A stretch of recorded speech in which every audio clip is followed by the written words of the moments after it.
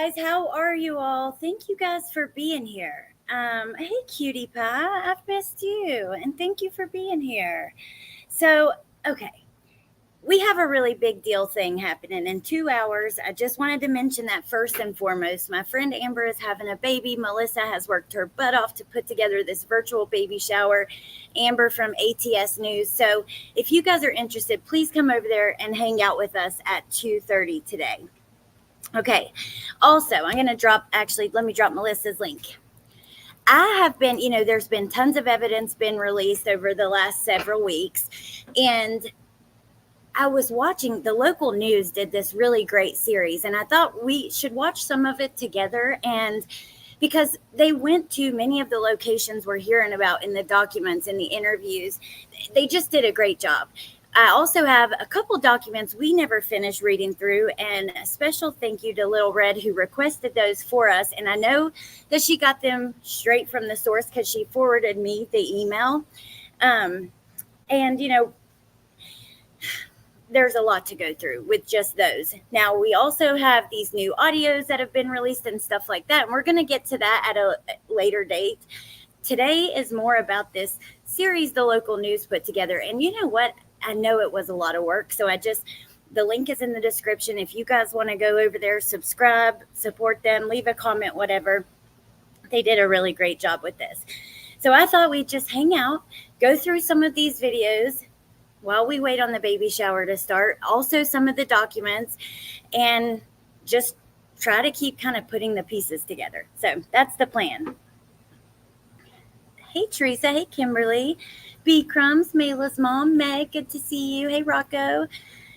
Anybody, hey, Crystal, anybody that I missed that came in. Hey, Riley, MK, Bianca, Cray, good to see you guys. Kimberly, Edith. Thank you guys for being here. So, hey, Chicken Shite. Hey, Astro from Space. This is actually what we're going to start with. So, we were talking about this the other day as far as plans to charge Jen Soto. And this was a video the local news put out I thought was kind of interesting. So let's take a look at that. We've been following this major case of little Madeline Soto now since the beginning, since she was reported missing in Orange County in late February. Good afternoon. I'm Darlene Jones. And I'm Greg Wormuth. This is a look at the 13-year-old girl's picture. And investigators ultimately found her dead in St. Cloud. This was back in early March. Police arrested this man, Stephan Stearns, for her murder. Prosecutors are seeking the death penalty. Stearns is the boyfriend of Maddie's mother. We interviewed them both. Oh, God, that footage of her rubbing his back. Oh, it just irks me so much. Hey, Kathy. Hey, Johnny. Hey, you guys coming in? Awesome, Zoe. You guys are the bomb. You really, really are. Thank you for being here. Okay, so it appears to me that this woman that works for the local news has been in direct contact with somebody regarding potential charges, and that she makes a pretty bold statement that they don't believe that Jen has done anything illegal up to this point. Let me keep playing it. It's right at the beginning, and let you guys hear this. Before law enforcement found the teen's body. Channel 9 Shannon Butler joins us live in studio for this breaking update. And Shannon, sources have told you the mother of Madeline Soto has not broken the law. That's right. And the interview with Soto takes place on February 27th, about 11:30 p.m., just after her daughter. Did you hear that part? Sources have told you. Let me rewind. Was reported missing. Soto has not broken before law enforcement found the teen's body. Channel 9 Shannon Butler joins us live in studio for this breaking update. And Shannon, sources have told you the mother of Madeline Soto has not broken the law. That's right. And the interview with Soto takes place on February 27th, about 11:30 p.m., just after her daughter was reported missing. She has a hard time answering some of those questions, but sources tell me nothing so far she has done has been criminal. So at least for now, no charges. Who are these sources? Is it someone at the sheriff's office, the state attorney's office? I don't know, but that was kind of interesting. Let me share the link to this video in the chat because that's all we're going to watch of that. I want to go ahead and get into some of the other stuff we were going to go through. Let's see, paste. Okay, so we also had started going through these search warrant documents, and we haven't finished. I mean, it's interesting because remember when it first came out that he was on Discord and he was giving advice to other teenagers, and he had posted photos of Maddie on there, and talked a lot about the little toys he collects and stuff like that.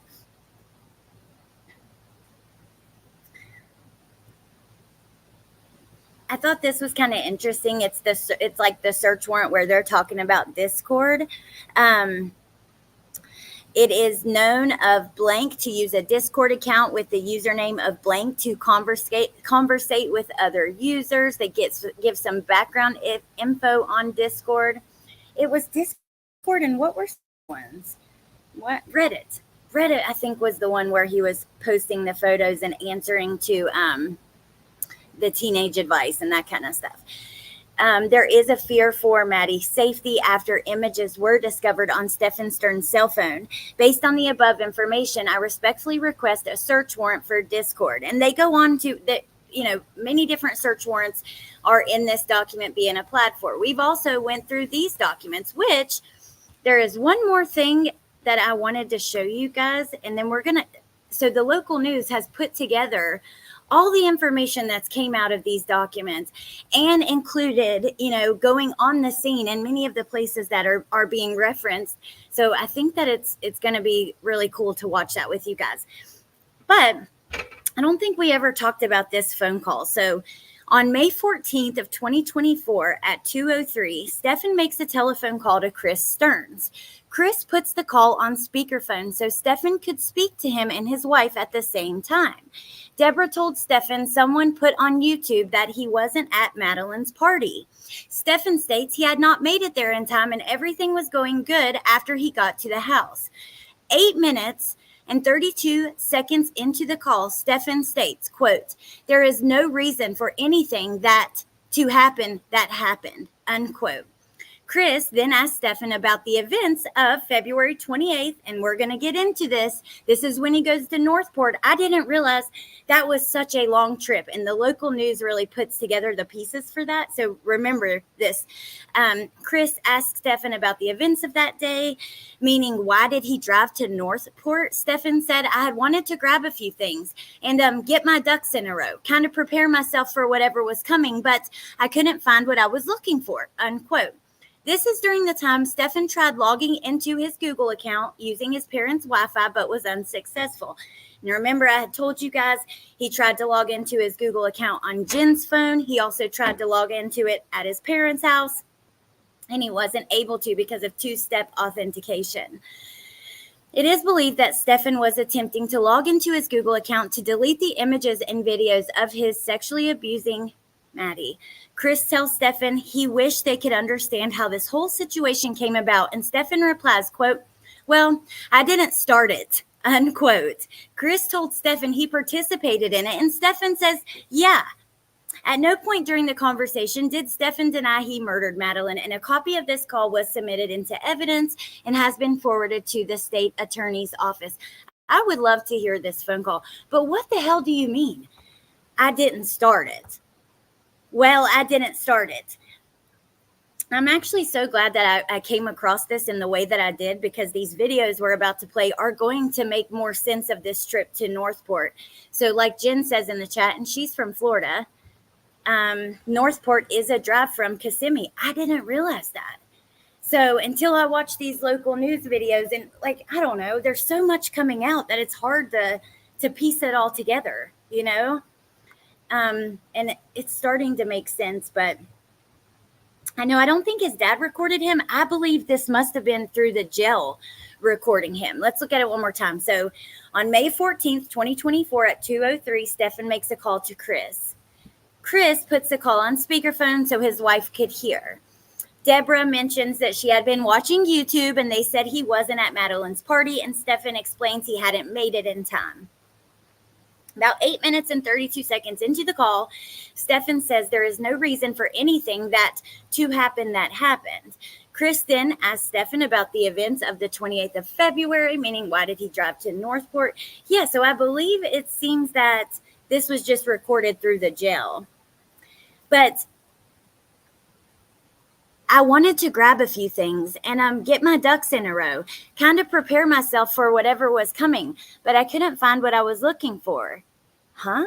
And then he goes on to say, well, after his dad says, I wish I could understand how this whole situation came about, he replies, well, I didn't start it. Chris told Stephan so I guess Dad's like, well, you participated in it. And Stephan goes, yeah. What the hell does that mean? And I didn't start it.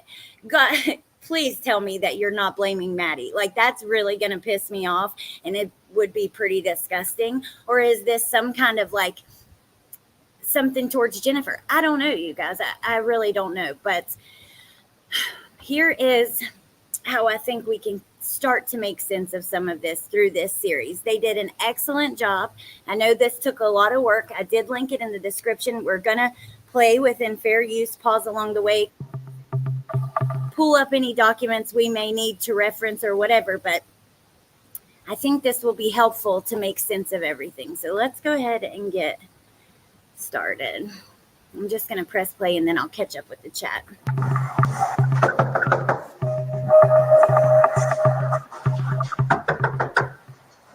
Hello, Orange County Sheriff's Office. Deputies go door to door in search of missing 13-year-old Madeline Soto. Hi, have you seen Probably the show? No. She's been missing yesterday since 8:30 a.m. in the morning. I have not seen her. Less than a week later, authorities found Soto's body in these woods just outside St. Cloud. And see, this is why I think that, look, a lot of people have worked very hard on not only requesting documents, even people within our own community, Lil Red, B Crumbs, many of them have been gathering things along the way, other channels, big channels, little channels, but the local news, like the amount of work that must have went into this, because they've also been requesting some stuff because they've got copies of some things on their YouTube page, but they're also going out on location, putting together what's in the documents and the interviews with their own investigations. And yeah, I think that they did a really great job.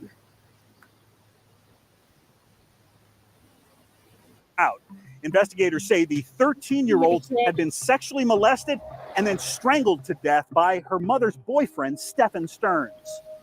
In this video series, we'll show you how law enforcement investigated the teenager's disappearance, and you'll see what prosecutors are doing to seek justice for Madeline. Let's go just to this one more time and look at the area while he's there that day. And, you know, we've looked on Google Maps and things like that. I'd just like to get, you know, as many vantage points as we can. Do you need police, fire, or medical? Police, possibly. I'm reporting a missing child. On February 26, deputies were called to this office near Soto's school where a relative happens to work. Hey there. Hey there, what's going on? So, Maria, it did come out in the documents that one of the bones in her neck was broken, and they do believe she was strangled. daughter was dropped off I'll try to find it this morning, but never made it. Here they met Soto's mother, Jennifer, and Jennifer's boyfriend, Stephan Stearns. Didn't make it to school. Didn't make it to school. I went to pick her up from school today, and she never came out. I got an email from the school saying she was absent, but I also messaged her teacher, and he looked at her entire attendance today and saw that she was completely not at school today either. Okay. So she never made it. The couple told deputies what... Okay, so just to answer, I found it, and I want to, throughout the videos, I want us to be able to do this and dig through the documents. So it does say on March 2nd, 2024, at approximately 10 a.m., Detective Smallwood and I responded to the medical examiner's office for Madeline's autopsy. The autopsy was performed by Stephan Giles. Prior to the autopsy, I examined her body when it was initially uncovered. Her socks were clean, which confirmed my observations when she was located in St. Cloud. During the autopsy, Dr. Giles expressed concern over the hyoid bone in Madeline's neck. Dr. Giles stated the right portion of the bone was not intact, which could possibly be related to her being strangled. Dr. Giles listed the initial outcome of the autopsy as pending, and they do go on further in the documents to cite all of that again, and as a confirmed conclusion, basically. Okay. Madeline had been wearing. Green hoodie, Green hoodie, white Crocs, white Crocs, either blue or black pants. I think black shorts. Black shorts? Yeah. black shorts. Okay. And when was the last time you seen her? Do you know around what time? Around 8:30, 8:40 when we dropped her off. Although you heard Stearns say we dropped her off, he and Jennifer Soto later told investigators that Stearns was by himself when he brought Madeline to school. Stearns says the 13-year-old was embarrassed of his car and wanted to be dropped off right here. See what I mean? Like going in person and showing us all of these areas. I think that this is really cool to see when you've been reading about it, and it kind of helps you put it together. So here we have in the documents on March 29th, I received the case synopsis from the medical examiner's office. Dr. Giles ruled the cause of death as strangulation and the manner of death is homicide. So that's on page 71 of one of the many reports that have been released. A few blocks away from Hunters Creek Middle School and right across the street from a church. So it's like around where these communities were. Okay. And it's just like in this district. That night, Stearns showed deputies the spot where he says Madeline got out of his car, a silver Lincoln MKZ. When I left her, she was on the other side of the street, rummaging through her backpack and just kind of moving towards the school area. So it looked normal. Oh, please. It's going to be hard to tell whether she went left or right. A sheriff's K9 was brought out and given some of Madeline's clothing to sniff in hopes of tracking where she might have gone. I don't know if she was trying to walk back home on her own or if she was trying to go to her friend's house. But after 15 minutes of searching, the K9 was unable to pick up Madeline's scent. So weird. Now remember, Stephan's mom even tried to kind of say that she thought Jen was out there pretending to be Maddie. There must have been a young lady who could have resembled her that was spotted on some of this footage by Jen's sister. And that was kind of, at first, people thought she was seen at this location, which we know now she wasn't. Hey, Roberta. I'm gonna find people, bro. It's your job. Literally your only job. No, Jim girl. No, not that I've found.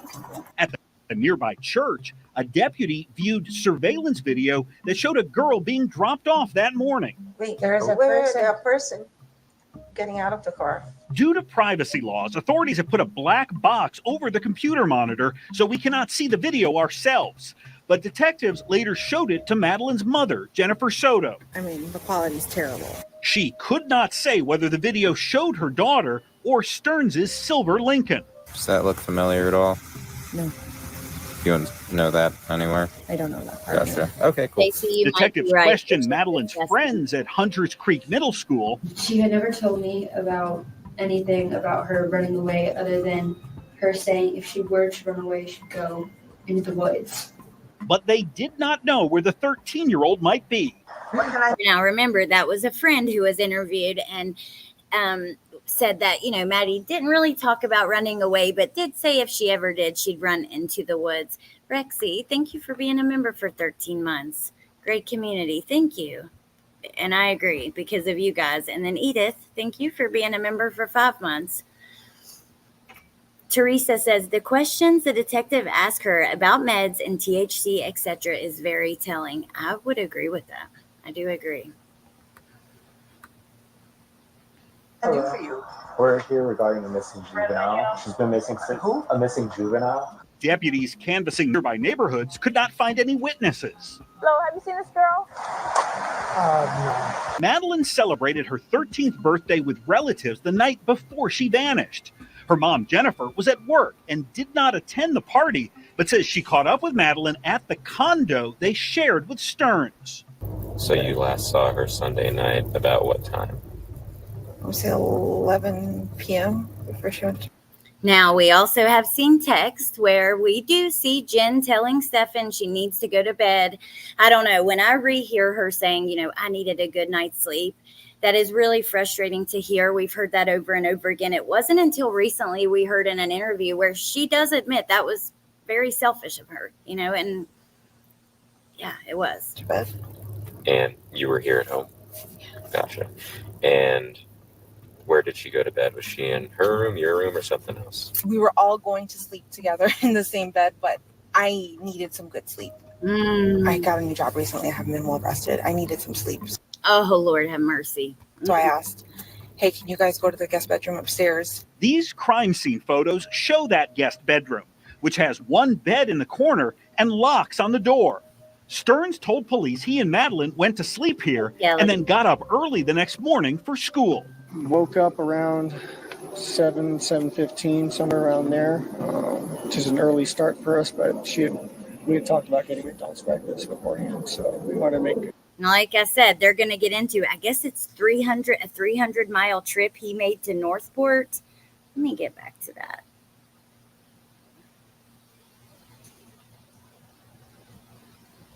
Bedroom 4. All the locks on the doors. We actually never talked about that, but that, I don't like that either. Got over to that area. She was asleep in the car most of the time, just snoozing until we got there. When they got to this McDonald's, Stearns told detectives that Madeline was no longer hungry. So he says he continued down the road to Hunters Creek Middle School, about a mile away from here. After dropping Madeline off at school, Stearns says he went to a vape shop across town and then back to the condo. Next on Justice for Madeline, we'll take you room by room inside that condo. Okay, so now we're going to take a look at part 2. In part 3, we get into the road trip, and then I might just share part 4. We may not watch all of it, but I really appreciate this little series. I think they did a great job. 13-year-old Madeline Soto lived in this condominium with her mom, Jennifer. Hey, her mom's boyfriend, Stephan Stearns, occasionally stayed here too. These photographs taken by crime scene investigators show the place where prosecutors say Stearns sexually molested the teen and then murdered her. Very loving. Very loving. This girl knows nothing but love here in this house. Oh my God almighty. Like that, does that not make your blood just boil? You are such a disgusting freak. I cannot wait till he pays for all of what he's done. Hardly ever hears the word no. Double-edged sword that is. The condo here at Venetian Bay Villages in Kissimmee is owned by Madeline Soto's grandfather. So there's the outside of, the complex. Court records indicate he rented out rooms in his condo to Madeline's mother, as well as at least 2 other tenants. Prosecutors believe evidence found inside that condo will help them bring justice for Madeline. So now we get into, and remember, we have all these photos. There were a ton of photographs released, but it's really hard to make sense of it all and kind of put everything where it goes. And that's why I think that, like, watching this, they did a good job at explaining that and walking through some of the photos and some of the evidence. When you enter the condo, the kitchen is on the left. On the right is the living room. In the living room, behind that divider wall, was Madeline's makeshift bedroom, which had a desk, a dresser, and a TV.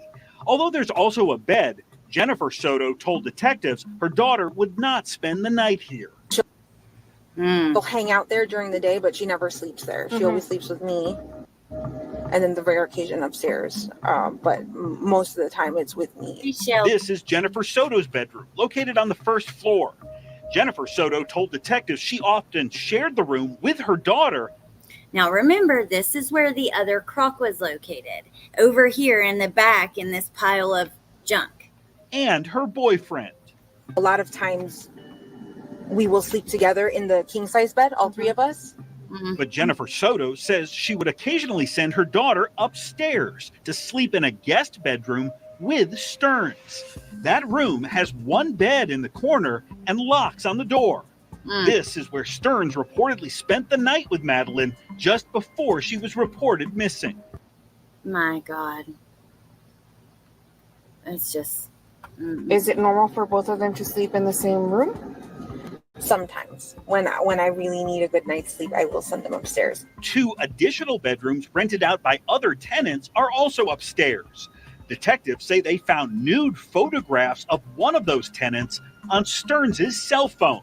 According to investigators, Stearns had placed his phone under the tenant's door, similar to this. Now, we've talked about this in depth and looked at these photos.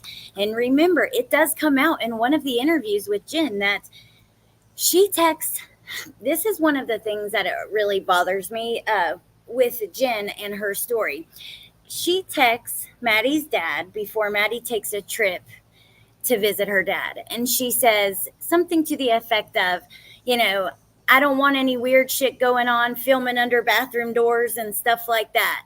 Something like along those lines. That's not verbatim. That's like my recollection of it. But she goes on to tell police that she said this because there was an incident that took place in an airline, like on an airplane in the restroom or something like that. But it just doesn't make sense to me that would be, what are the odds? Under the door?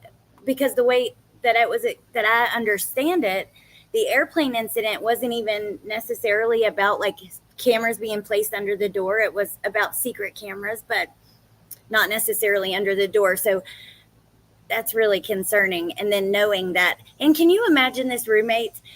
Not only how shocking and traumatic would it be to know Madeline and see all of this play out, the roommate that heard something in the next room in the middle of the night, the roommate, they had tried to ask Jen, why are they allowed to be alone together? Things like that. This young lady that has been tortured for years and ends up losing her life to this monster. But then you're talking to police about that situation.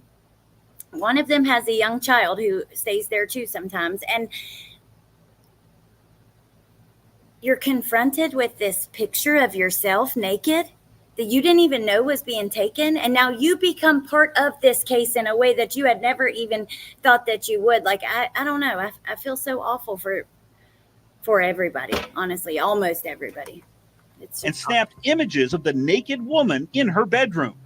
Detectives say Stearns' phone also contained images of him sexually molesting Madeline. According to authorities, bedding from Madeline contained images. Oh my God, he is just so disgusting. Of him sexually molesting Madeline. According to authorities, bedding from Madeline's makeshift room downstairs can be seen in the background of those molestation videos. Detectives say this pair of men's boxer shorts found from Madeline's makeshift room downstairs can be seen in the background of those molestation videos. Detectives say this pair of men's boxer shorts found in a laundry basket in Madeline's room also appear in the sex abuse images. Found in the laundry basket in Madeline's room, these men's boxers. And then here we go. Speaking of in the background, there was this makeshift bed of Maddies made. Takes me to this part in the documents. We have the text between Stephan and Jen that night. So at 11:39 p.m., Jennifer texts Stephan, make sure she goes to bed right now. Stephan replies immediately, okay, sweetie, good night. Jen replies, still at 11:39, good night. 11:40, Stephan texts Jennifer, she's built her nest and she's settling in now. Jennifer replies, okay, good. So I believe that's what they're talking about with this makeshift bed in the background of the photos. The nest that he's referring to in those texts with Jen. Crime scene investigators collected this notebook, which has sexually explicit drawings. With Stephan was because you had work in the morning, was it? Or you just started a new job? I just started a new job and I have. We've talked about those drawings. There were drawings that Maddie drew of, sexually explicit stuff. To me, I just want to, it's out there. We've talked about it. It's really hard because this child has been exploited in every way, in so many different ways, right? And I don't know. I feel some type of way about showing that kind of stuff, especially considering it was like her personal. I don't know. I have my thoughts on it. I don't care. What other people do on their channels is up to them. And I just leave it at that. haven't been sleeping well. I take psychiatric meds every night for my bipolar disorder, and if I don't take them the right way, eat, and go to sleep on time, They don't work. Sunday I was not myself, so I asked, like, hey, I need to be medicated. I need to sleep. Mila's mom, I believe those texts took place right around the time the roommate would have gotten home, because wasn't it like 11:15 to 11:30 or something like that? Can you take care of the morning duties so I can go and sleep?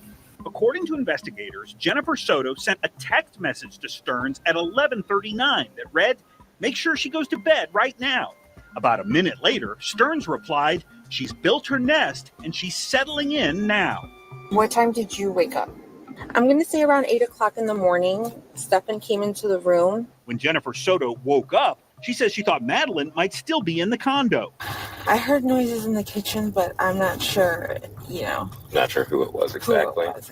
Now, remember, this was a huge point of, this was a problem in the beginning, because Jen not only told the news, but she also told police that she saw Maddie that morning. We know now she didn't. To me, the way that it came off at the time was like she was trying to, and this is in my opinion, of course, that she was trying to push away any suspicion that might be coming onto Stephan at the time, because he was the one who took her to school. You know what I mean? We dropped her off at this time, at this place. I think that she was just, I don't know. I don't know how I feel about it, but it could have been any her story has definitely changed a little bit as far as that goes, right? We know that. Jennifer Soto told detectives she never actually saw Madeline that morning and assumed Stearns was taking her to school. I had an appointment. I had a doctor's appointment at like 10:15, but they took a while.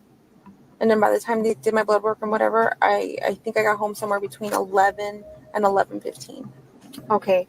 When you got back, was Stephan here? I'm pretty sure he was, yeah. Sadly, by then, detectives believed Madeline was already dead. But where was she and what happened to her? Before investigators could answer those questions, they discovered Stearns took a mysterious round-trip drive to... Now, this is what I really wanted to get into with you guys. So let's go to their part 3. And this is about the trip to Northport. I really had no idea it was this far. Now, we got to touch on something really quick before we get there. When the search warrant when they first got the search warrant for the apartment, Jen and Stephan were outside in the car waiting. This is when they realized they have to get an apartment and all, or a hotel and all of that stuff.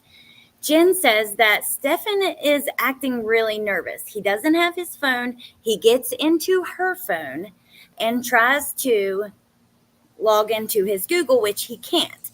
They then go on to have the discussion about why are police focusing on the wrong person, the wrong man, instead of who really might have Maddie, meaning Stephan. They were already having this conversation. Jen says that in one of her interviews. It's in these documents. We've read through it here on the channel before.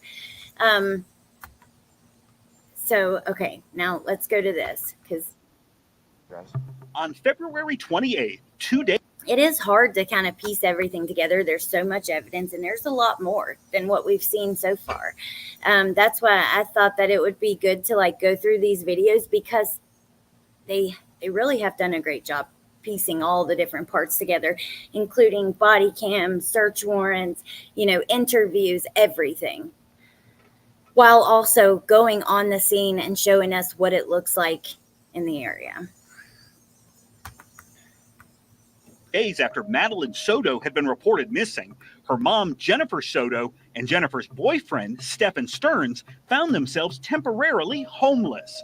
Deputies had sealed off the Kissimmee condo where they lived so investigators could photograph the potential crime scene.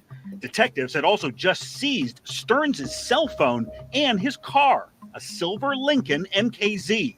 Early that morning, the couple, along with Stephan Stearns' father, checked into this hotel near Disney.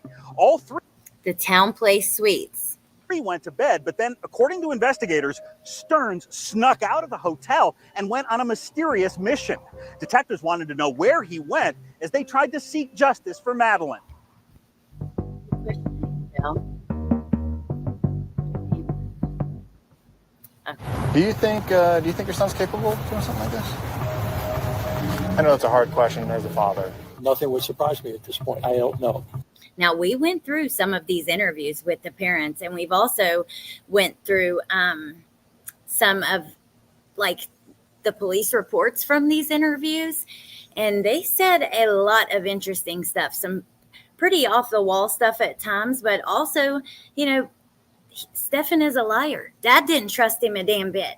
Now, Mom, I think, here, let me just play it. It was a little You're listening to the voice of Christopher Stearns, the father of Stephan Stearns. What time did you get here last night? 3 a.m. 3 a.m. Christopher Stearns says that he, his son, and Jennifer Soto arrived at the Town Place Suites at Flamingo Crossings and checked in to 2 separate hotel rooms. I brought my stuff up, went over and said goodnight, and then hit the sack. About 2 hours later, at 4:42 in the morning, surveillance cameras captured Stephan Stearns leaving the hotel through the main entrance. Investigators believe he then climbed into Jennifer Soto's white Nissan Sentra and drove for more than 2 hours to the town of Northport, which is located between Sarasota and Fort Myers. that is so interesting. Yeah, I just did not realize how far that trip was. And we know Stephan is a lazy bastard, excuse my language, but he is. To be up in the morning at that hour, even his dad makes a comment in this, we'll hear in a second, where he's like, wow, I got a lot of energy at 7:45 a.m., something like that. Stearns has occasionally lived in Northport at his parents' home. He waited until she went to sleep and snuck out. Not long after we all said goodnight. Christopher Stearns told detectives he had no idea why his son would drive to Northport in the middle of the night while authorities were still searching for Madeline. I don't know whether to say I'm flabbergasted or impressed at Stephan's endeavor. I don't know whether to say I'm flabbergasted or impressed at his endeavors. Oh, Curious Christine, thank you for the super sticker.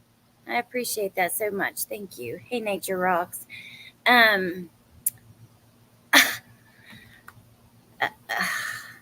Okay. Let's keep listening.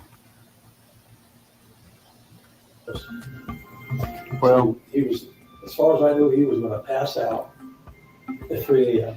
Yeah. I did take me along to crash and burn, and then to find out that he made this round trip to Northport. Originally, police thought Stearns could have stopped by this storage facility in Northport where his dad rents a unit. Now, remember, this storage facility comes into play with some other evidence that was found, not against him in reference to Maddie or, but they did find 35,000 images of child pornography on a hard drive he removed from a computer and 2 thumb drives. We felt like that when we found out the stuff Tisha was doing. That's true. It's crazy though. Like, I don't know. I do, like, when all the pieces start coming together like this, I don't know. There's just something to be said for that. And again, like I said, I know a ton of work went into this. I'm going to share the link with this particular episode 3 in the chat right now. And yeah, I think that you guys should go over, leave a comment or whatever if you want to, because they did a really good job. And we hear all the time, many YouTubers getting praise for different work that they've done and then making videos uncovering certain stuff, whatever. But a lot of hard work and effort went into this. And it's really tough stuff to listen to. When we listen to these interviews, you guys, tell me if you're not like this. It's like 24 to 48 hours of that's all you think about. You'll be in the shower, cooking, doing this, doing that, driving down the road, and it's absolutely horrific. I mean, God, poor Maddie, what she went through and what she lived through. So, yeah, I do appreciate them putting it together like this with the visuals. And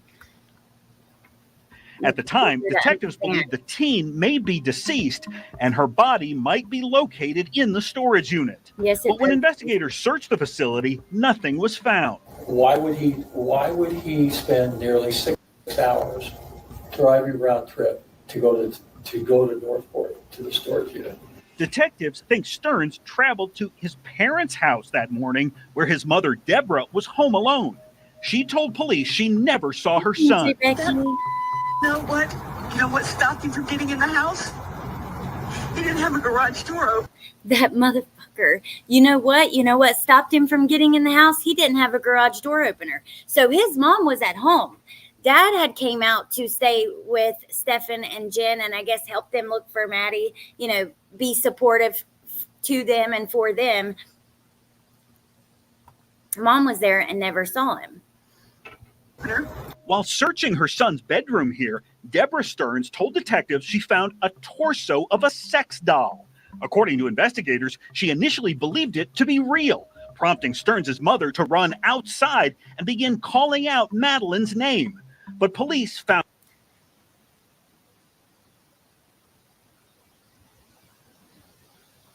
She found a portion of a sex doll, a torso, which caused her to run outside and yell Madeline's name. Yeah. Wow is right, Tess. Unbelievable, you guys. Hey, Mrs. Italy D. Oh my gosh, it has been a while. Good to see you. I hope you're doing good.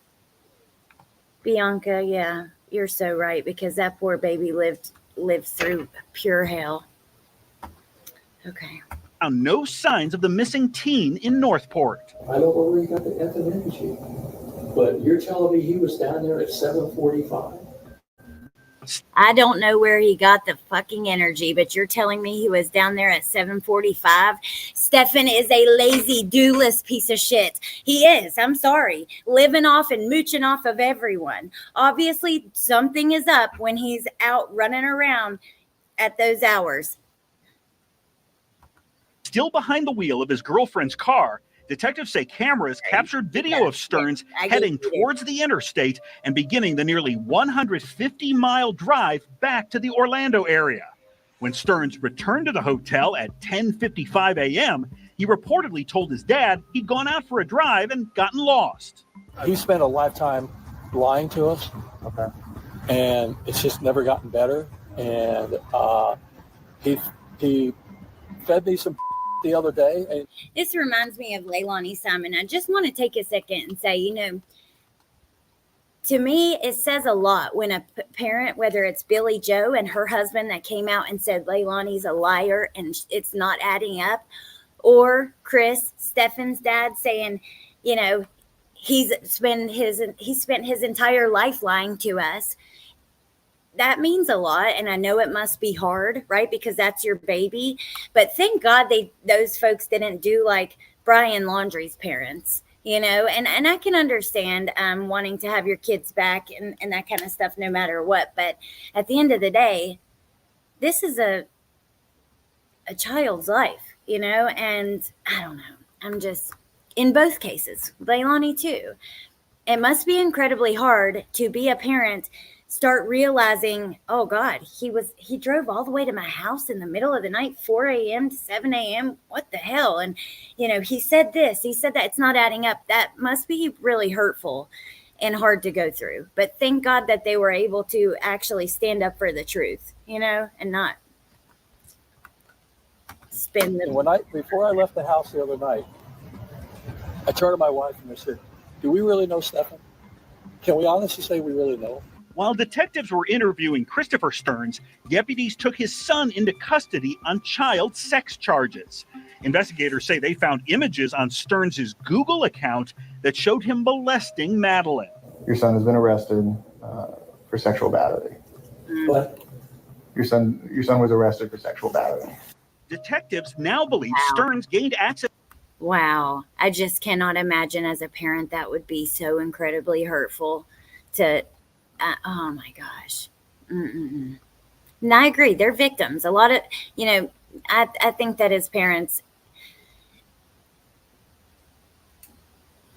they can't help what he did. You know, they're trying to help, especially Dad. He seems to really trying to be blowing the whistle on some things with Stephan. He is the entire reason that he got busted with the 35,000 images because Dad found them and took them to police and turned them in.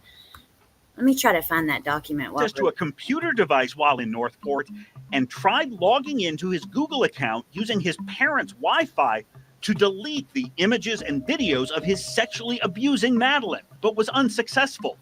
While investigating Stearns' Google account, detectives say they found evidence that someone did multiple searches for sevoflurane, an anesthetic that can put patients to sleep before surgery and can cause hypnosis and amnesia.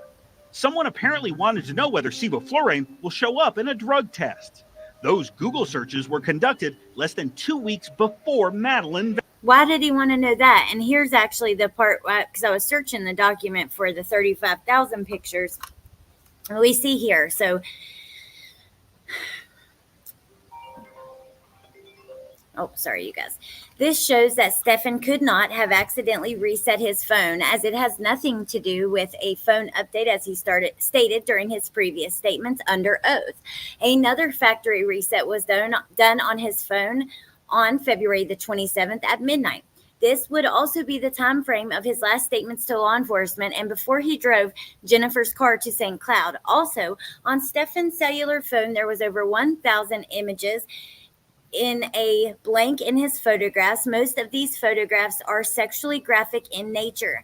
These images will be described upon reviewing his Google information. Stephan also searches sevoflurane on 2 different dates, February 12th and on Valentine's Day. This is a volatile anesthetic that provides hypnosis, amnesia, analgesia, akinesia, and autonomic blockade during surgical, these are some big words, and procedural interventions. Forgive me if I said them incorrectly. Clinical uses include inhalational induction of general anesthesia in neonatal and pediatric patients secondary to IVs. This information was obtained by Google. It is unknown why Stephan would be searching this item using the search terms of show up in drug test. So he wanted to know if this would show up in a drug test when he wasn't attempting to get a job and he didn't have any kids that were having surgery. Right around the time that this information came out on True Crime News, we covered a doctor that was using this drug to incapacitate his live-in nanny, and she had put up a camera and busted him, right? So it just happened at an interesting time where we were already kind of learning about this drug on the channel. But what the hell is that about? You know? Okay, let's keep listening.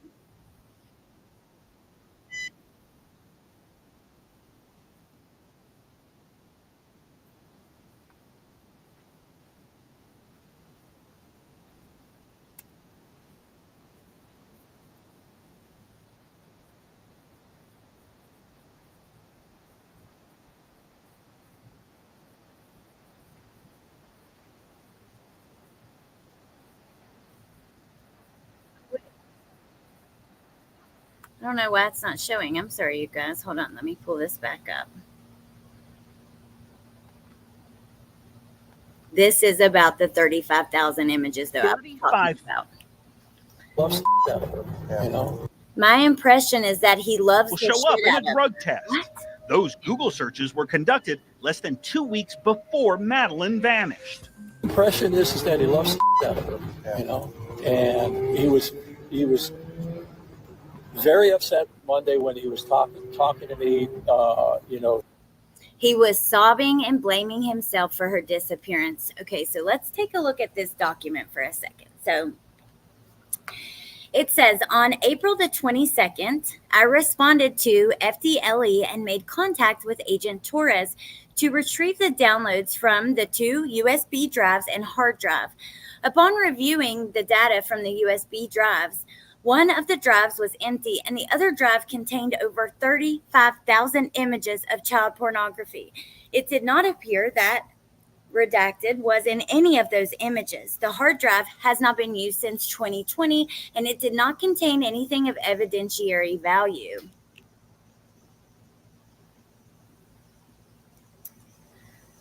Let me see, because there's another point in the documents where Chris talks about finding that stuff.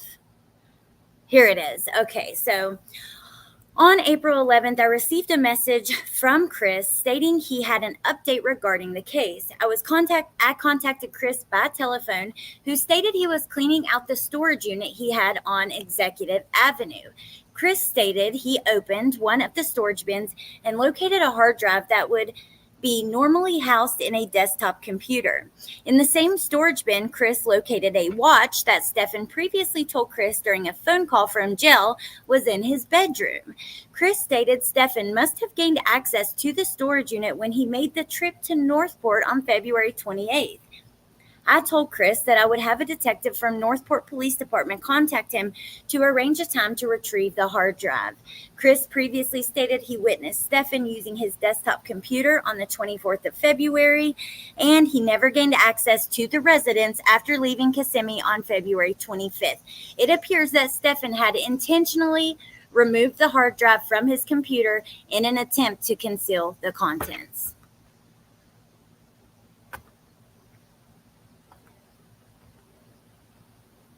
He was sobbing and blaming himself for her disappearance.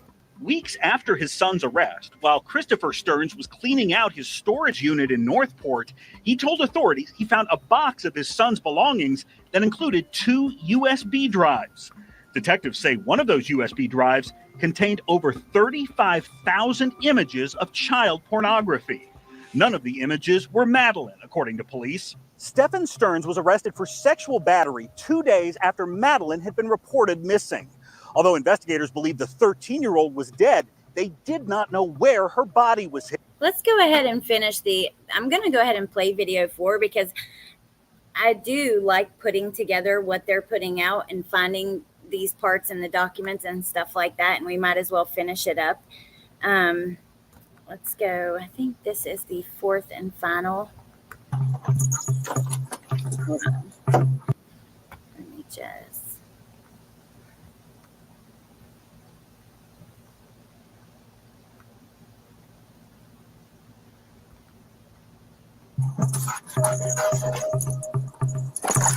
A police canine trained to detect the scent of dead bodies checks out a silver Lincoln MKZ belonging to Stephan. Patricia, the way I understand it, it was after, like that night during his trip to Northport. I don't know, because then he said he never gained access to the house after 2:25. I'm not sure. I don't know factually the answer to that.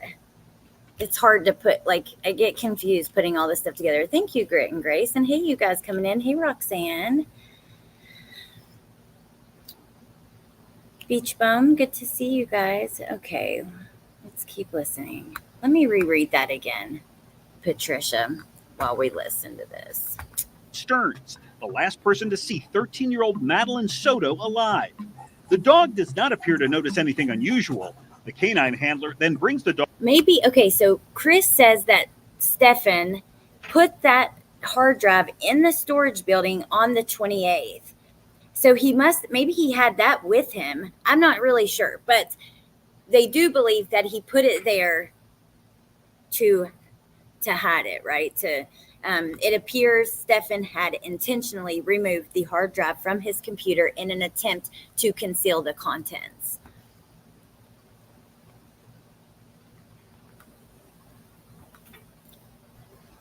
Dog over to a white Nissan Sentra belonging to Soto's mother, Jennifer. According to investigators, the canine alerted to possible human remains near.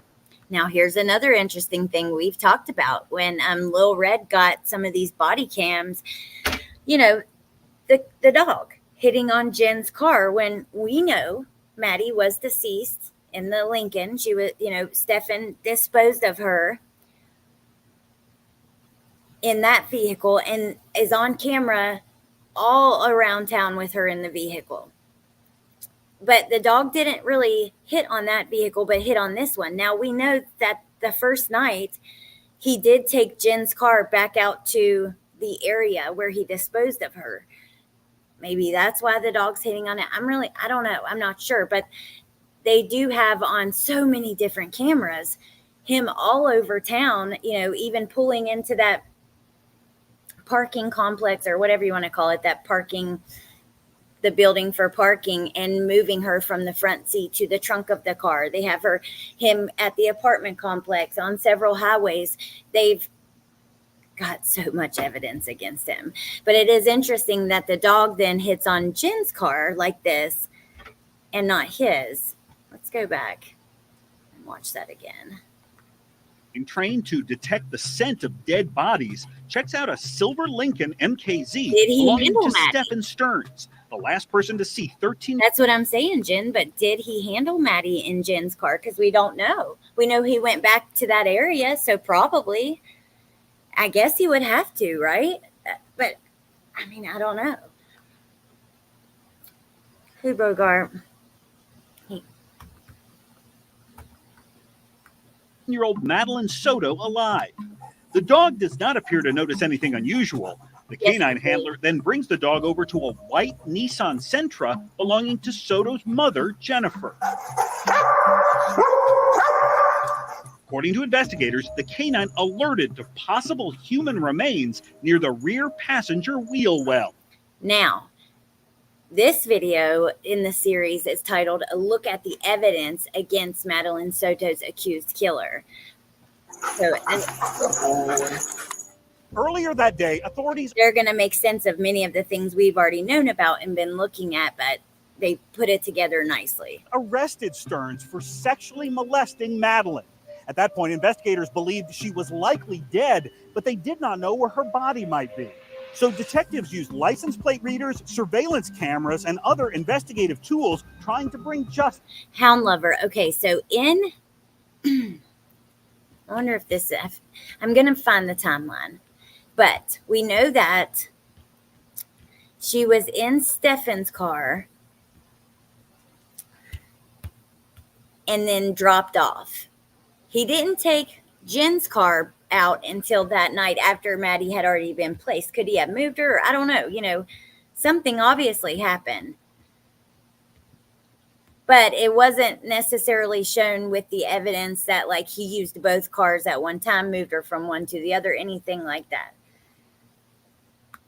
I'm looking, though, trying to find that little timeline they gave us in the documents. There's just so much stuff. Hold on one second. This for Madeline.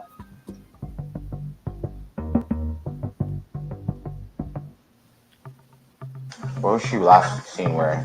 Green hoodie. Green hoodie. White Crocs. White Crocs. Stearns told investigators he and Madeline woke up in their Kissimmee condominium. Okay, so I've got the timeline right here. Let's take a look at it, and we'll go back to the last video. So February 26th, 7:30 a.m., Stephan is seen driving his vehicle to the dumpster. This is where he's wearing the red shirt and tan pants, even though he tells investigators he was in a blue shirt and hadn't changed. We know that's not true because he's caught on camera wearing red. Stephan exits the vehicle and throws away 2 large white trash bags. Now, we also hear in an interview, Jen asked police, she showed photos of him carrying these trash bags or the video, and she says, you know, they ask her, what do you think is inside that bag? And it's her book bag, school computer, that stuff. In the passenger seat of his vehicle while he's at the dumpster at 7:30, there appears to be a white female wearing a green sweatshirt with her head slumped over to the left. The positioning of the female does not appear to be normal, and she doesn't move while Stephan is exiting or entering the vehicle. The female appears to be Madeline. Then, 40 minutes later, he's seen driving south on John Young Parkway, approaching Thacker Avenue. Madeline is still in the front passenger seat. Then, at 8:19, he enters Venetian Bay and exits the rear of the complex at 8:31, and she is still in the front passenger seat in the same position. At 9:01, he is driving north on International Drive and Central Florida Parkway. Madeline is still seen from the traffic cameras in the front passenger seat in the same position. At 9:35, he drives into a parking garage where he drives up to the second level, parks near the northeast corner of the lot, backs his vehicle into a parking space by the stairs. He's seen exiting his vehicle, walks towards the rear of the vehicle and opens the trunk. At 9:41, he is seen placing Maddie, who is wearing a green sweatshirt and blue pants, in the trunk of his car. Then, so Maddie in the trunk. At 10:14, he goes back to the apartments. Madeline is no longer seen in the front seat of this vehicle at 10:14. At 10:54, he's back at the dumpster in the complex. I say apartments, but you guys know what I mean. In the condo complex, whatever. Throwing away more trash. 11:22, he's back on South John Young Parkway, going to the vape shop. He makes a purchase. His vehicle then travels near St. Cloud. He's captured on several traffic cameras and license plate readers.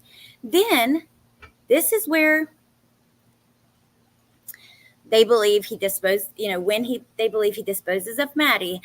At 1:16, he's driving on South Old Hickory Tree Road. He passes Hickory Tree Elementary at 1:17. And then at 2:11, so approximately an hour later, 50 minutes later, he's driving west on Highway 192 from Old Hickory Tree Road. Now his vehicle has a spare tire. And then he's right back at the apartment complex at 3:21, throwing away more trash. We know this is about the time that Jen gets ready to go get Maddie from school because she wanted him to go with her. He didn't make it back in time.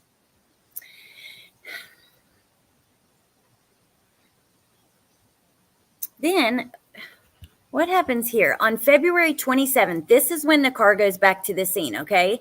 The dog hits on her car, and this is just where I think this must have happened. So at 3:18 a.m., Jennifer's vehicle is driving east on Highway 192 to St. Cloud. The vehicle takes the same exact path as Stephan. At 3:35 a.m., her vehicle is seen driving south on Old Hickory Tree Road. The vehicle is seen again turning west on Highway 192 at 4:09 a.m. The vehicle then returns to the complex at 4:30 a.m.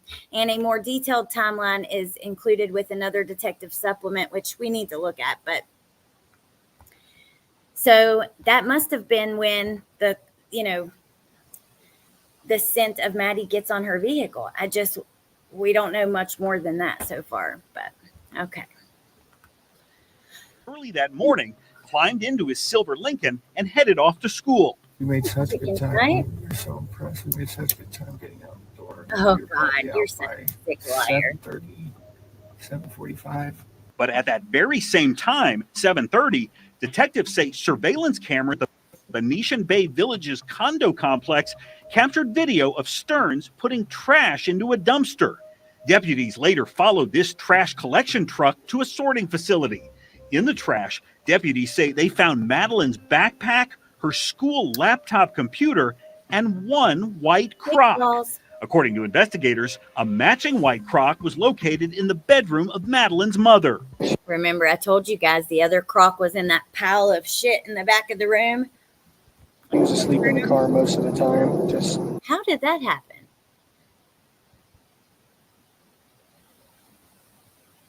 I'm really curious about that. Why was one shoe in Jen's room in that pile of stuff and the other one in the stuff he dumped? Snoozing until we got there. Stearns told detectives that Madeline was not awake during much of the drive from the condo to Hunters Creek Middle School, located about 6 miles away.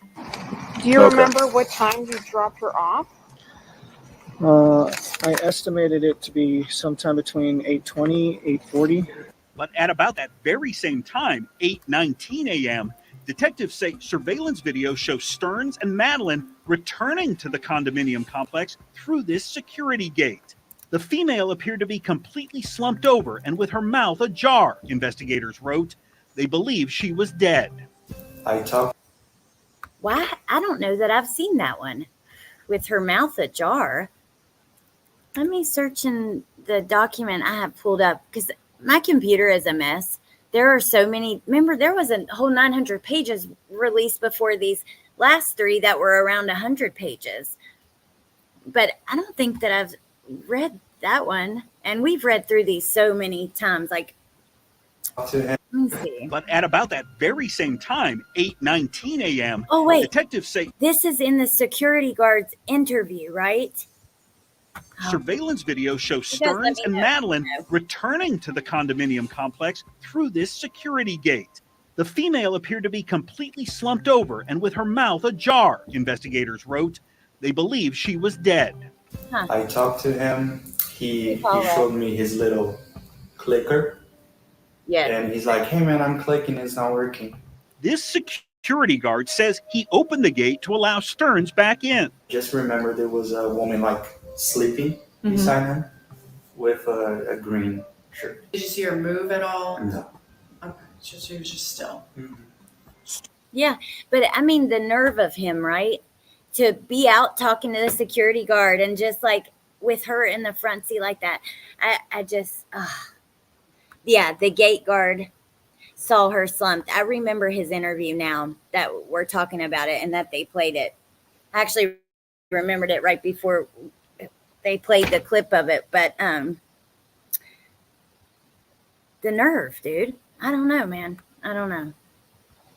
I really look forward for the day that he gets his punishment, and I don't think anything they can give him will be good enough in my eyes. I don't care if he's put to death. I don't care if it's life in prison. I don't care if he spends the rest of his life in a cell by himself and never talks to another human.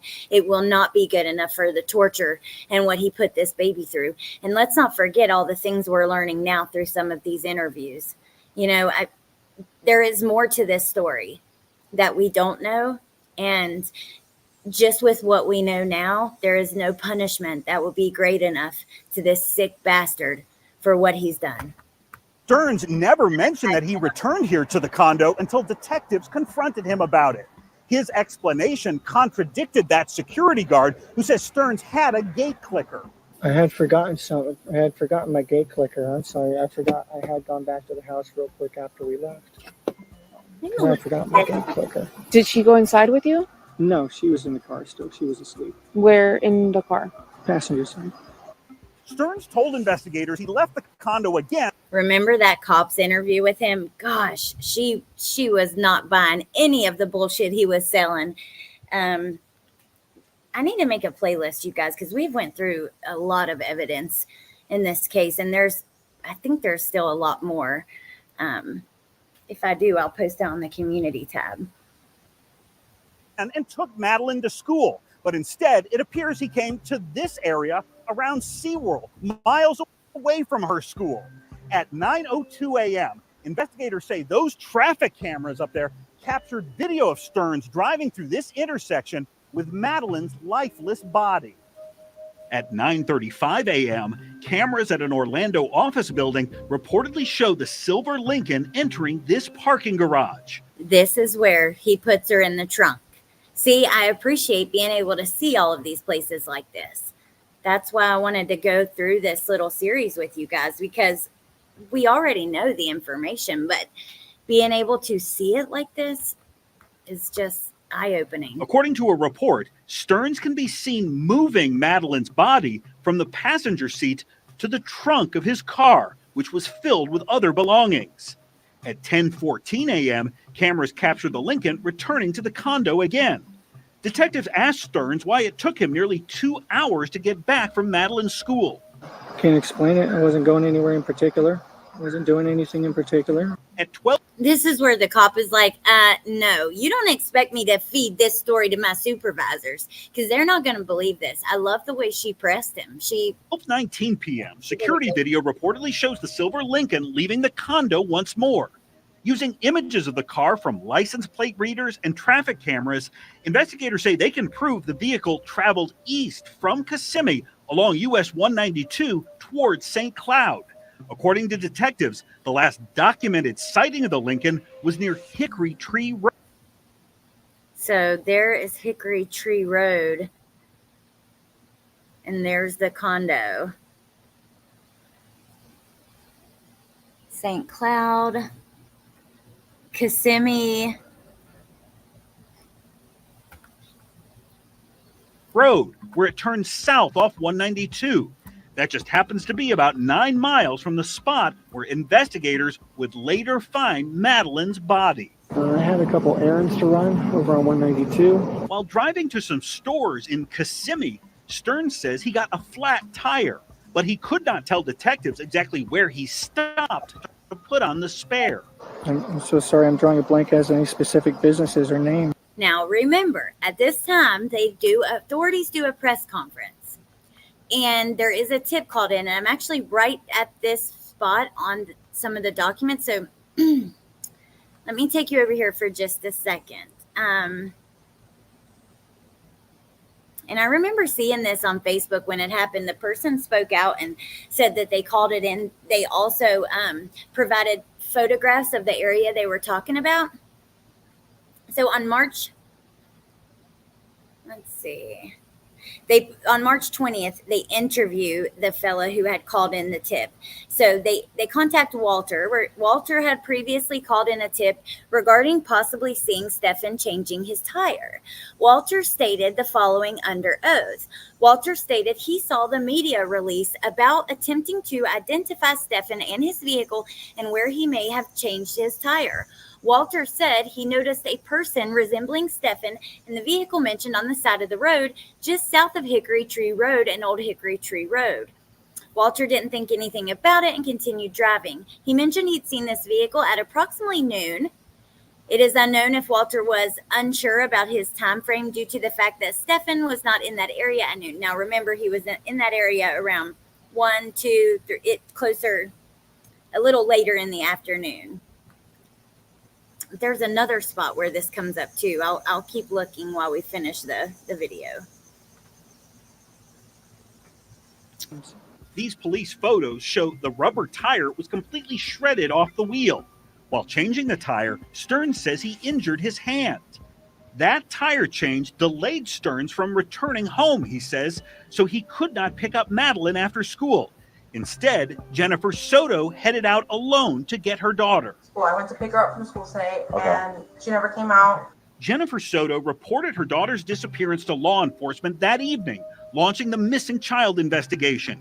She and her boyfriend then returned home, but Stearns reportedly did not stick around. Stephan went out sometime in the middle of the night and went searching, cruising around to see if he could figure out where she might be.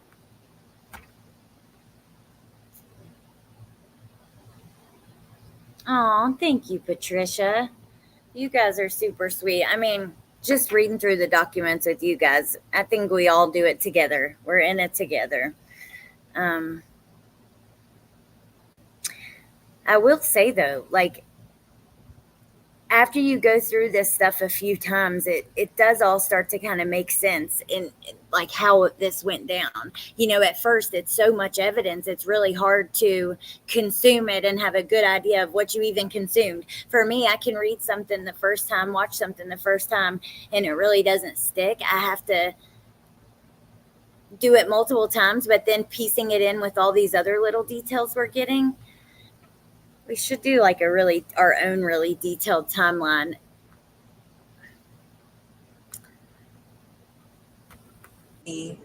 What car was he driving? My car.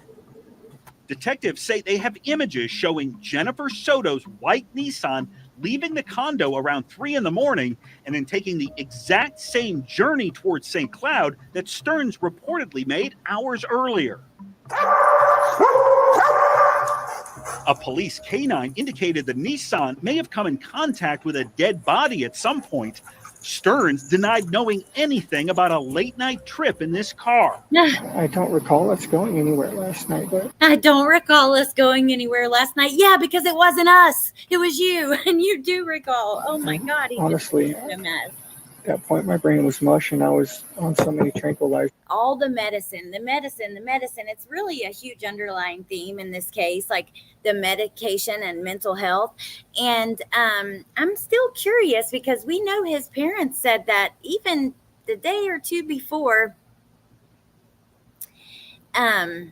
he was asking for anxiety medication. Something was going on before this happened.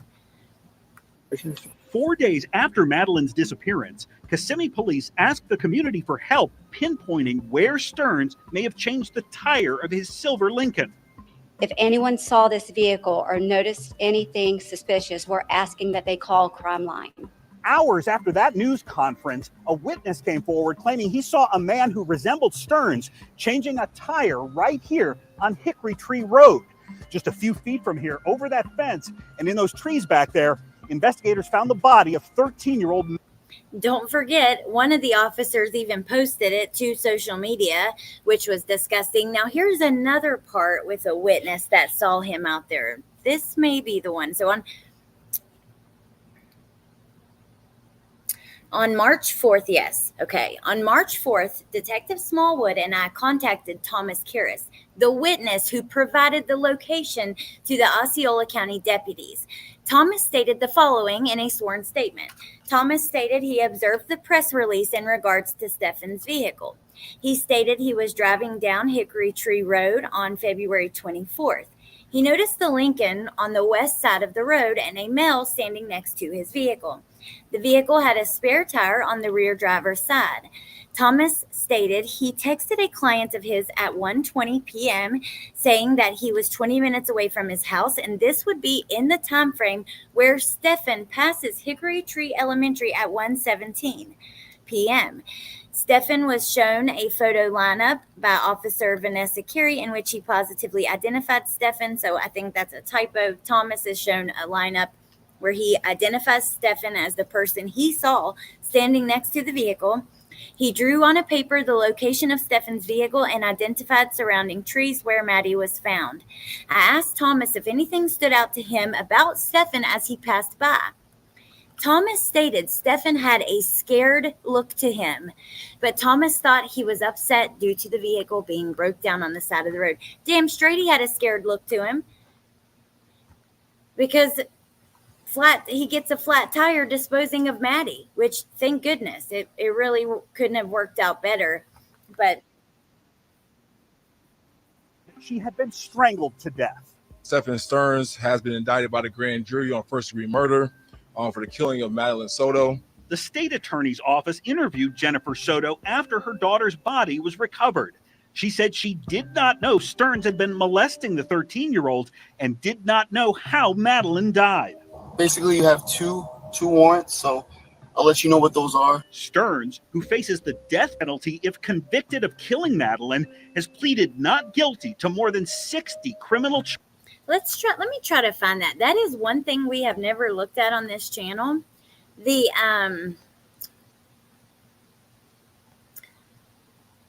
I don't think we've ever watched that footage of him in the vehicle being transported. Let me just look for that really quick. So again, you guys, in about 30 minutes, we have a baby shower for our friend Amber over on Melissa's channel. If you guys are interested, I'm going to drop the link to Melissa's channel. Stephan Stearns transport video.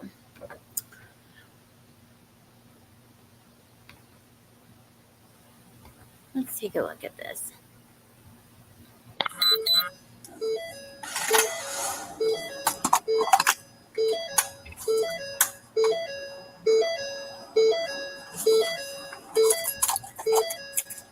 Oh, annoying. You would think he would have, doesn't he complain in this video about the jail or something? But, you know, I've asked my friends this on here, during panels and stuff.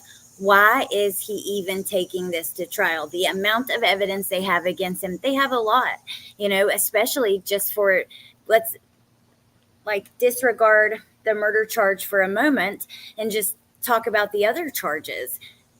It's in black and white. They have it on his phone. They can identify his body parts. They can identify her.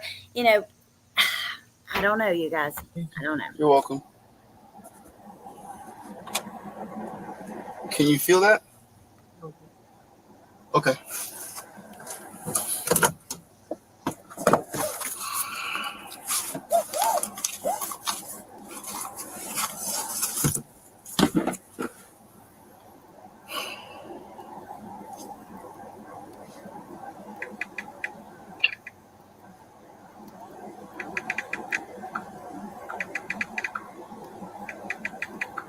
this driver is an exceptional human the way he treats Stephan. So like I said, this one I'm not as familiar with as a lot of the other things we've looked at. I do remember something about him like complaining, but let's see. Just flip through a little bit. Look at him back there.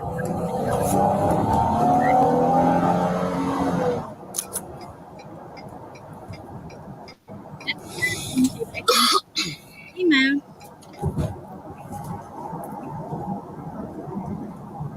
How's the temperature feel? I'm glad you say that, Teresa. I think there must be a ring involved too. So I have seen, some conspiracies floating around. There's pretty large channels who are directly connecting him to other arrests and things like that. It's possible. I just simply don't think we have the information to be able to say that. And honestly, I feel like if that was the case, that we would probably know about it by now. I could be wrong though. But, I think a lot of that is just speculation. Mo, me too. Hey, Angela. All right, let's hear.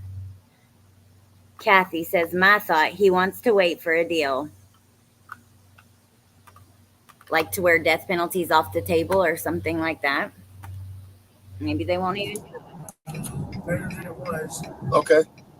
Better than it was. You're welcome.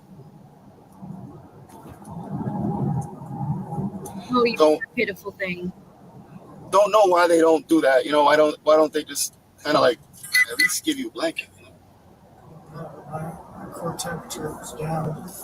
The temperature was like a degree or two lower than it should have been. My core temperature was down. I took it and it was a degree or two lower than it should have been. Shut up, Stephan.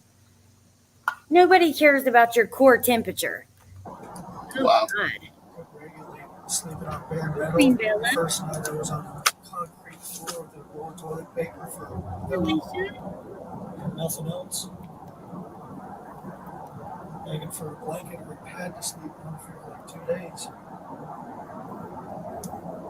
I think they were supposed to do something like that. Mayla's mom, I'd have to go back to that interview to hear the date of that, but I want to say it was like maybe 2 weeks before or not long before, but that's just like a guess off the top of my head. We'd have to go back to verify that. But yeah, Madeline is no longer allowed to sleep with me. I can't risk it. Can't risk what? I still have questions about that too. Him and Jen are such babies, Riley said. Oof. My core temperature was... That sounds rough, man.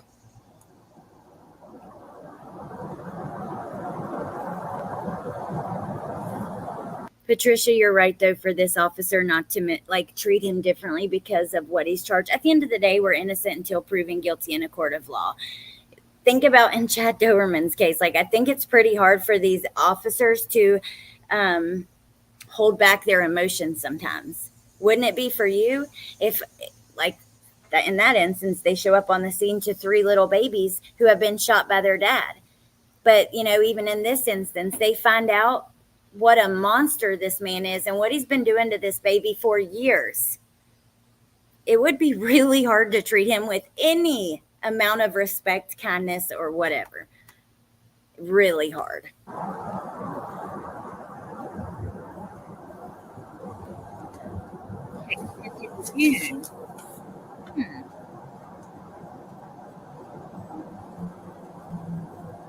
Yeah, exactly, Miss Green. Exactly. Hey, Crystal. See in June. I don't know.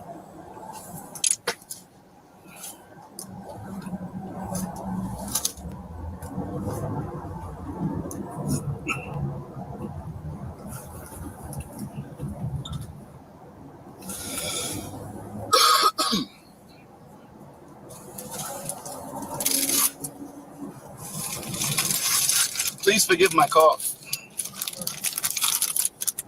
I've been trying to get rid of it for the past 2 or 3 days, and prior to that, I had a really bad cold. And I always found the Ricola honeys, the honey Ricolas, to really go to smooth out your throat. I like those, man. But have you ever tried the berry ones?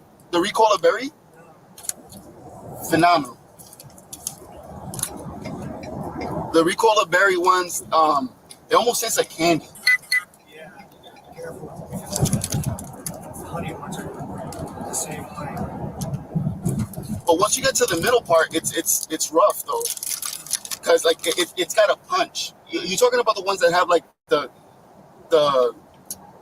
it's like a gooey menthol inside of it. The solid ones are just the honey. So you have. Okay, so I'm not going to make, this is older. We don't have to sit through it. I'll watch it in my own time. Just want to touch base with you guys on a couple things before I let you go. So, Mrs. Italy D, we haven't seen it confirmed in documents that she missed her period. However, in the last 2 interviews that have been released, it has came up. One interview takes place on February 29th, and the other one takes place on April 18th. In the April 18th interview, the detective, in both of them, they ask about, did you have to buy her any pads or whatever? It comes up that she missed her period. He asked her in the April 18th interview about keeping track of Maddie's period. And, did you not notice did you notice anything like that? I can't remember exactly. As a matter of fact, let me see, because I think I can just grab that one part of the February 29th interview. And I bet you, here, let's see. Before we go, let's take a look at that. So we have the facts out there, because it hasn't been 100% confirmed. But, I mean, we've heard it. It seems like it does appear that that's the way that it's heading. All right, let me see here. Because I bet you Grizzly timestamped it. I know Gray Hughes on the February 29th interview timestamped it. But I'm betting Grizzly did, because she does a really great job when it comes to timestamps and stuff like that.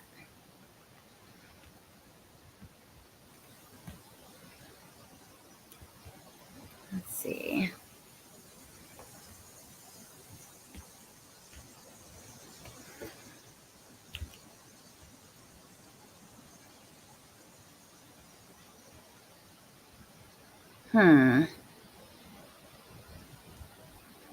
Maybe she doesn't. Oh, I think I can control F in the...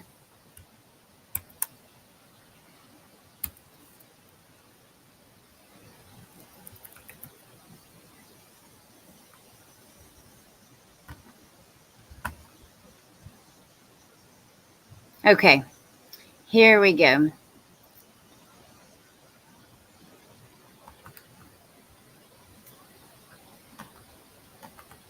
I'm going to drop the link to this in the chat. Okay. Now, my understanding is that you had some sort of period tracker that you kept track of Madeline's period with? I had a calendar app that I would write what days she would get her period, yeah. And obviously, Madeline doesn't have a job, so she's not going out and buying the products that she would need if she had her period, right? You would have to do that for her? Mm-hmm. Is that a yes? Yes. So, do you remember her using any of those products at all in February? Because I assume you take the trash out, or does she take the trash out, or how does all this work? I take the trash out. In February, no, I didn't notice her using any of her feminine hygiene products. Did you have any conversations with her about that? No, but I didn't notice until after everything. Because it would have been due like at the beginning of February, and this all happens at the end of February, so she's almost due again in March. So you never had any conversations with her about not having her period at the beginning of February? No, she's had other periods that have been missed or like super late, so I just assumed this was going to be one of those situations again. Okay. But no, I didn't. Did you ever discuss her periods or lack of periods with Stephan? I don't think so. It's my understanding that Maddie had to take Miralax. I'm familiar with that myself because of my daughter when she was little. Okay, so we have that. So it comes up there in the April 18th interview, and then I also found it in the just released February 29th interview on Gray Hughes' channel. I'm going to drop that link in the chat as well. So here is the discussion about the period here. We factually Would that have been Tuesday night? have the right info. Really late Tuesday night, so I think it was technically Wednesday morning when we checked into the hotel. It was really early. But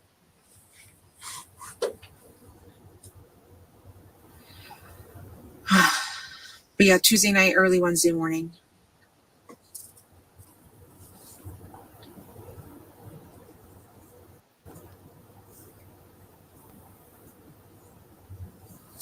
Okay. I want to divert a little bit with Maddie.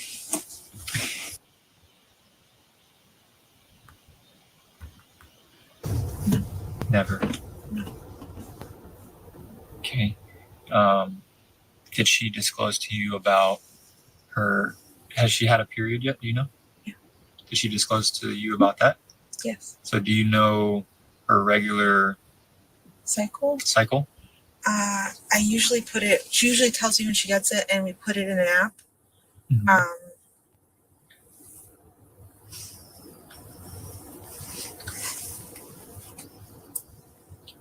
I must have missed it this month, or she must have not told me this month when she got it, but I have it written down when she got it back in January. When should she have had it this month, roughly? The beginning of the month. She got it in January 1st. So it should have been around the end of February. First few days of- January 1st of February? Yeah, exactly. Okay. And was she pretty consistent on telling you? Yeah, she would tell me when she would get her period. And then she'd actually also tell me every time she used the restroom, like, Mom, success, I pooped. And I'm like, cool. Because Right. she's got GI issues. And she didn't tell you about this last cycle? No. No. No. Do you find that odd? Yes. Now that you're bringing it up, yes. Would there be obvious signs when she's on her cycle? As far as like certain products she might use? Yeah, her pads. Mm-hmm.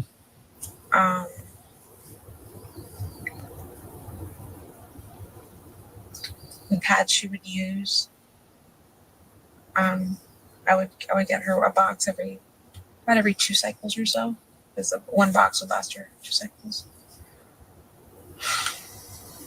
She would typically complain of her breast hurting, having terrible cramps. But I didn't hear any of that this month. You hear any of that? Okay.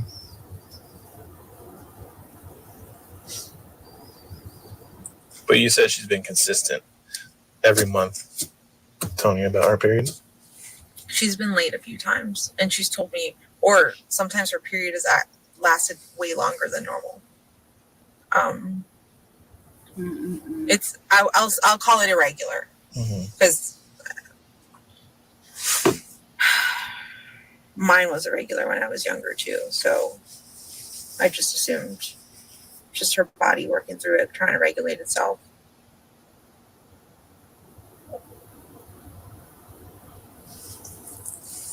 Do you find it odd that it would be a month late? Yeah. Yeah.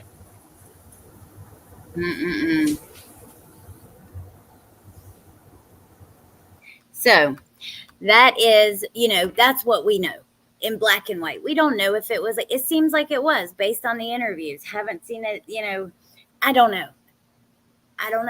It's hard not to jump to conclusions when you hear this kind of stuff, especially we find out that Stephan was very nervous before Maddie went missing a couple of days before. He wasn't acting like himself. He was asking for Xanax and other anxiety medication. We have these two clips. The first one I played is from April the 18th. This one is from February the 29th. It seems that this has remained to be something the police want to continue to bring up in these conversations. The April 18th interview, she was subpoenaed to be there. She had to answer. She did have an attorney with her, so I don't know. I don't know, you guys. That's where we're at. So, thank you guys for being here with me. I'm going to let you go. I hope to see you later at Melissa's, and I know it's tough to deal with hear all of this. So, it'll be nice to have some lighthearted chit chat. Thank you for everything. I appreciate you guys. I'm sorry for anybody that this brings up, like past trauma and stuff like that. I can understand that would be really tough. And yeah, I just appreciate all you guys. Thank you for allowing me to kind of piece together more of it with you and walk through some of this. I appreciate it. Don't forget to check out the video in the description, and I will go back and add the 2 links for the cycle, the parts of the cycle that we just heard of, Maddie's cycle. All right, you guys have a great day, and I will see you soon. Bye.